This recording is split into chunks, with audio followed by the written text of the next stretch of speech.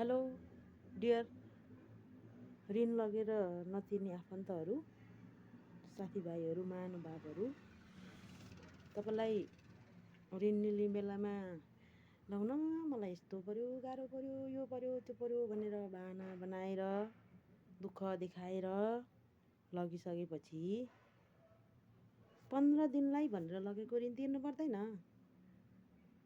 कति वर्ष भयो हिसाब गर्न आउँछ 1 2 3 4 भनेर के आउँदैन।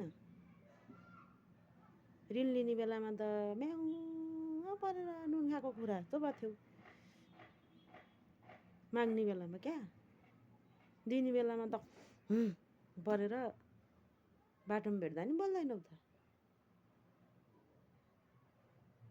ठुलो ठुलो इज्जतको कुरा गर्छौ अरे। गाउँका ती रेडियो सुन्दै गरेका बाआमालाई सहरमा बसेर छोराले एकदमै इज्जत साथ बसेको छ भन्ने कुरा सुनाउँदैछन् रे। ऋण बेलामा तिर्ने कि त्यो रेडियो नेपालमा 3 पुस्ते नाम हाल्दिनु पर्छ। रेस्टुरेन्टतिर पनि लान्छौ रे मैयाहरू क्या, सान देखाएर राम्रो छु म, इमान्दारी हुँ म भनेर देखाउँछौ अरे नि त। त्यो याद आएन?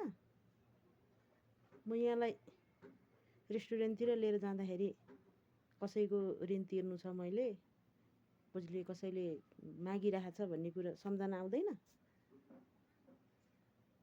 कपि इज्जतको कुरा गर्छौ अरे त मैयाहरूसँग पनि। म जतिको इमान्दारी कोही छैन, म जतिको राम्रो कोही छैन भनेर। त्यो याद आउँदैन? त्यो 1000 को नोटमा मेरो अनुहार देखिँदैन म यहाँ लिएर रेस्टुरेन्ट जाँदाखेरि? त्यो बुढाबुढी बाबामा कहाँ कहाँ गाउँमा बसेका बाआमालाई, रेडियो सुन्दै गरेका बाआमालाई, सहरमा बसेर इज्जत साथ मेरो छोराले इज्जत जोगाएर बसिराखेको छ, सहरमा छ भन्ने गर्व गर्ने बाआमालाई म के समाचार बनाउनु पर्छ? रेडियो नेपालमा हालेर क्या 3 पुस्ते नाम सहित लिस्ट बनाएर लिने बेलामा म्याउ परेर लौ म कति दिन भयो खानै खाएको छैन भनेर माग्दा, तिर्ने बेलामा चाहिँ बाटोमा भेट्दा नि नबोली हिँड्ने, फोन पनि रिसिभ नगर्ने, निद्रा लाग्छ? झलझल आउँदैन सपनामा? त्यो मैले त्यसलाई लिनु छ, त्यसको दिनु छ, निद्रा लाग्छ? म यहाँहरूसँग बसेर डिनर गर्दा क्या, डिनर गर्दा रेस्टुरेन्टमा त्यहाँ डिनर गर्दा गर्दै भेट्छ कि न मसँग माग्छ कि भन्ने लाग्दैन? यति थोरै पनि यति अलिकति पनि लाग्दैन?